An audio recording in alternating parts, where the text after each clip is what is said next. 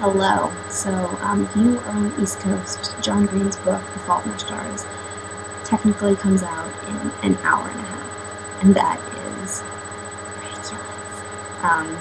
As you can see, my hair is still kind of wet. I'm not wearing any makeup.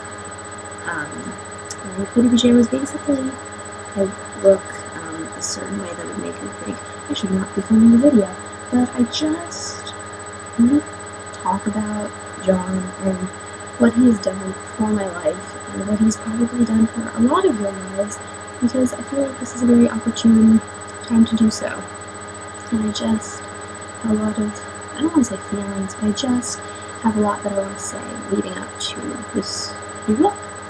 And yeah, so, I mean, first of all, someone asks me this like every couple of videos, but this quote right behind me that I took literally hours cutting and pasting onto my wall says, Thomas Edison's last words were, "It's very beautiful over there. I don't know where there is, but I believe it's somewhere, and I hope it's beautiful," which is the last sentence of his first novel, Looking for Alaska. And clearly, if I wanted to, like put this in a little Tumblr style, it's important.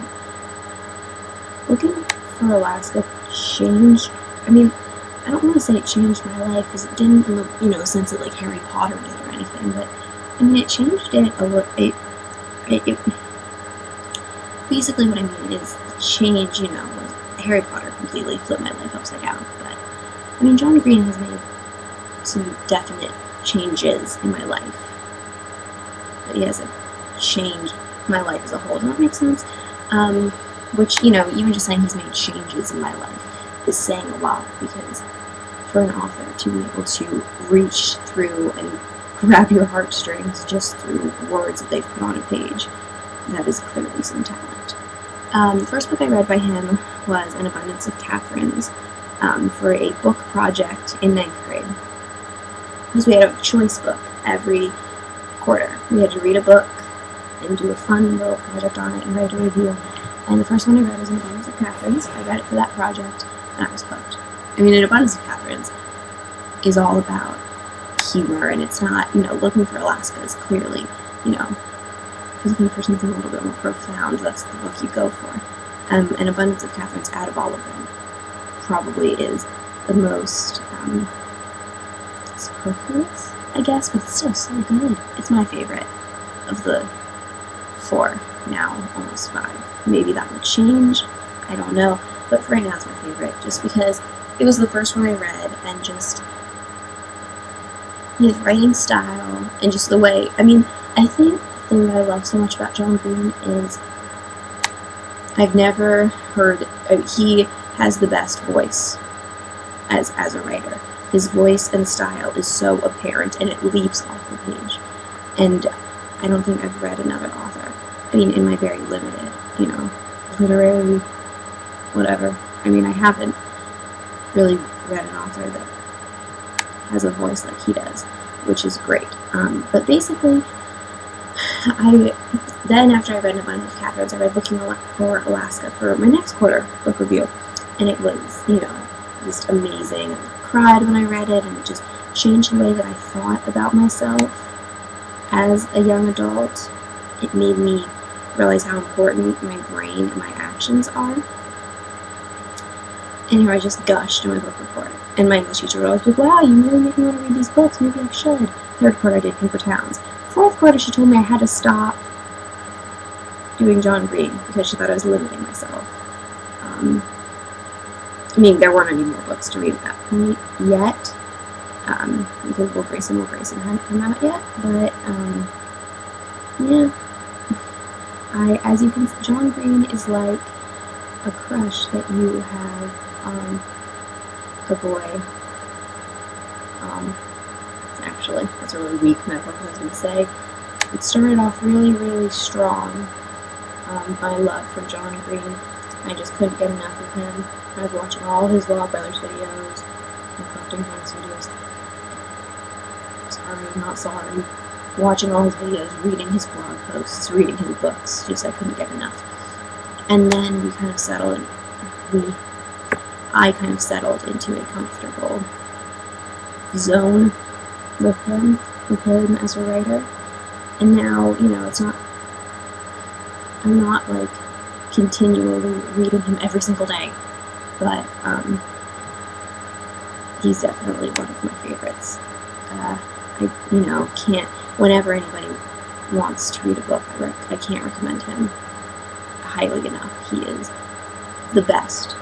I mean, he is my favorite author out of all of them, and that's saying something when a young adult fiction author can be your favorite.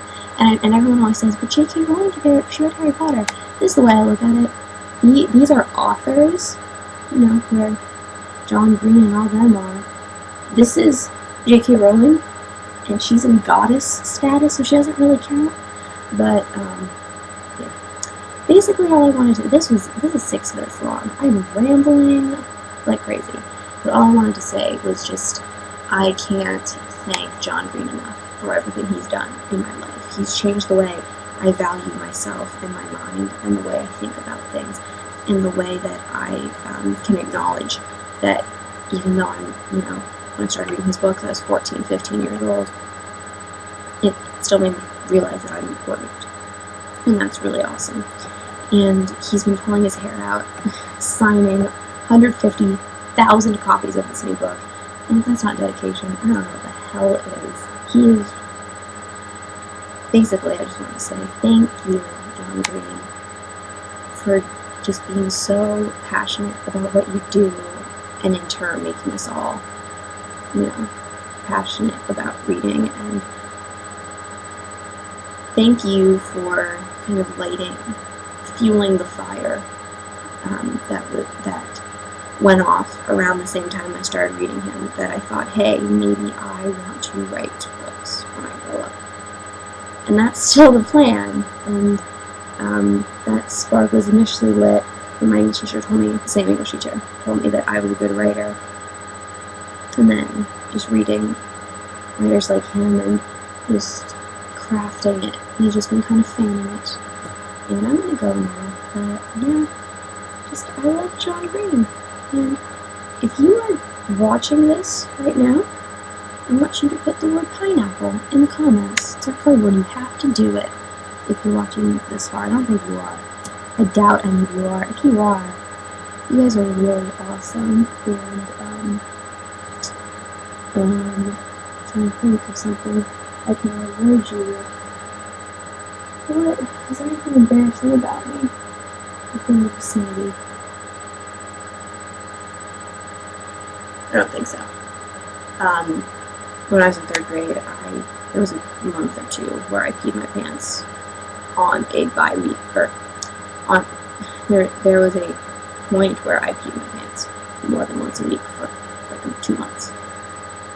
So there's your embarrassing fact for watching for 8 minutes. Okay, bye!